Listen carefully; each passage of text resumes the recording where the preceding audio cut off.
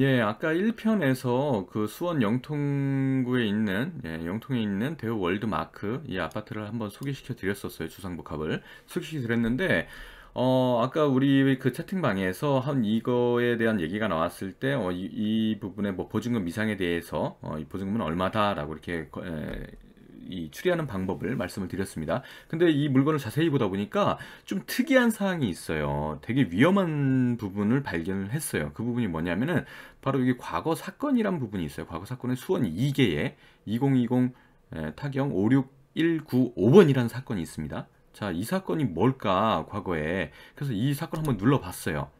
그러니까 이게 내용을 보니까 똑같죠? 똑같죠? 이 아파트에 대한 호수와 동호수가 상당히 똑같습니다. 그래서 2020년, 20년 타경으로 해서 21년 3월 19일 날 5억 1,800에 진행을 한번 됐었다가 기각이 됐어요. 이게 왜 기각이 됐을까? 이게 기각이 됐다는 얘기는 뭐 근저당권이 뭐 말소가 됐겠죠. 그래서 현재 양 모 씨가 그대로 임차인으로 있어요. 근데 여기에 보면 아까 물건하고 틀리죠. 아까는 3억 7천이라는 거 저희가 찾아냈죠. 3억 7천이라는 보증금을 찾아냈습니다. 근데 이분이 2018년 11월 2일 날 보증금 2천만 원을 증액을 했어요. 야, 이 부분은 상당히 놓칠만 하죠. 이건 되게 위험한 겁니다. 그래서 보증금 2천만 원이 있는 거예요. 그래서 자세히 보다 보니까 보증금 총 금액은 3억 9천, 3억 9천입니다.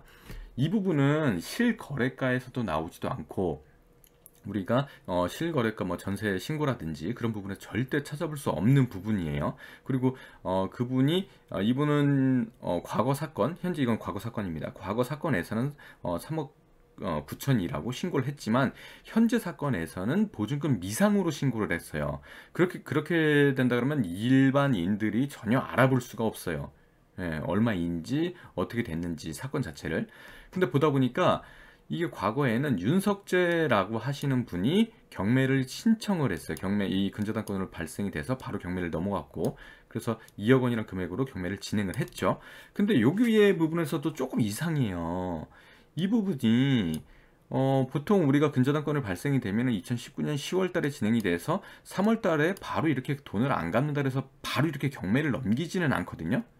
예, 이런 경우 상당히 드뭅니다. 왜냐하면 지금 10월, 11월, 12월 이게 근저당권이 언제 발생이 됐는지는 모르겠지만 언제 이걸 갚기로 한지는 모르겠지만은 보통 이 5개월을 못 기다릴까요? 5개월을 못 기다릴까요? 이렇게 했을 때 야 2억 원 빌려줬어. 2억 원 빨리 갚어. 근저당권 실행을 했죠. 이때 2억 원 빌려주면서 근저당권을 실행을 했습니다.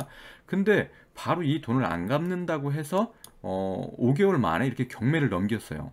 근저당권은 바로 임의 경매로 넘길 수 있습니다. 그게 근저당권의 가장 큰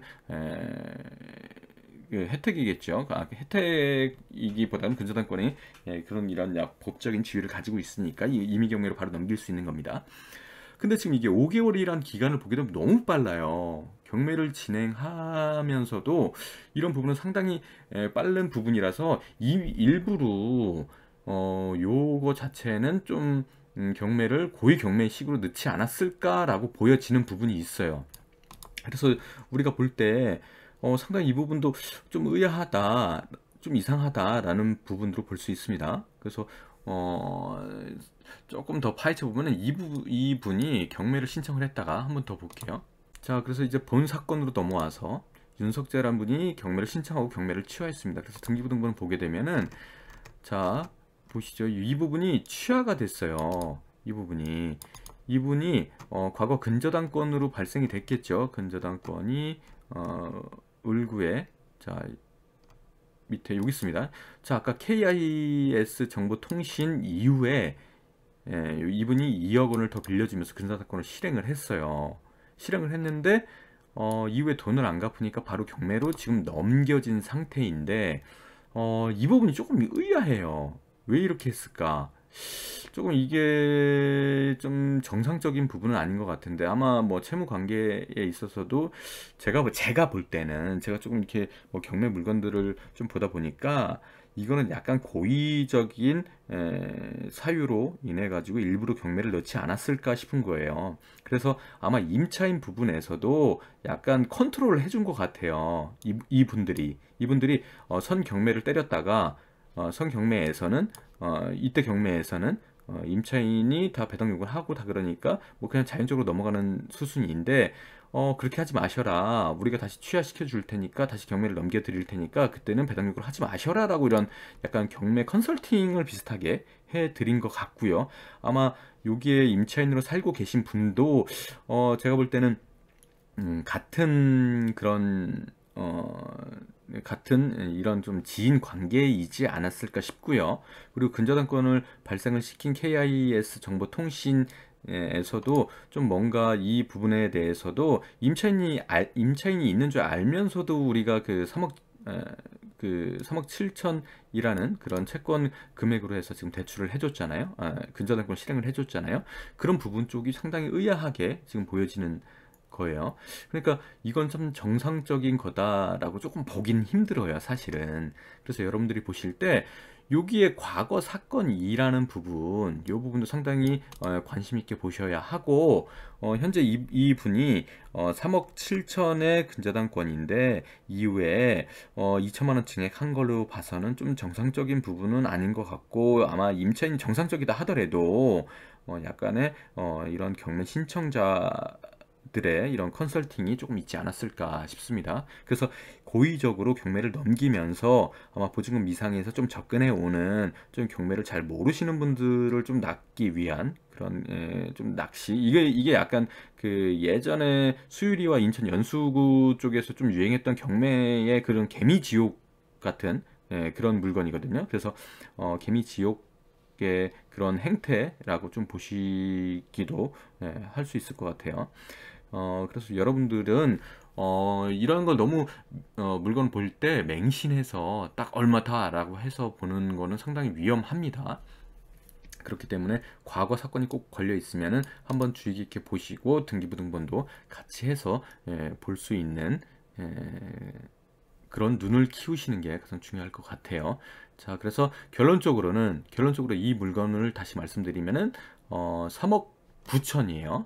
자, 3억 9천에 양정현 씨가 지금 보증금이 있는 것으로 확인이 되었고 이후에 아마 근저당권이 발생돼서 그 이후에 아마 그 뭐 채권이 더 들어왔다, 보증금이 더 증액을 했다라고 하게 되면은 그건 후순위로 다 빠지니까 우리가 인수할 금액 자체는 3억 9천이다라는 점으로 인지하고 물건에 접근해 주시면 좋을 것 같아요.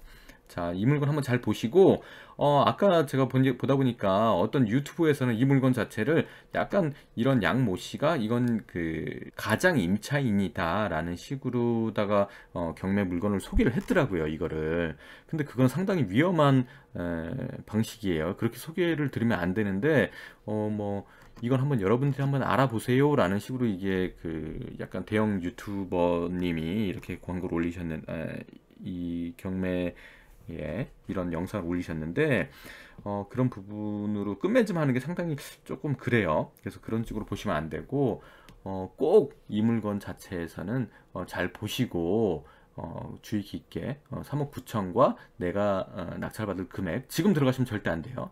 지금 들어가시면 절대 안 되고 2022년 10월 11일 지나서 요때에 입찰을 들어가시는 게 가장 안전하다라는 점 참고해 주시면 좋을 것 같습니다.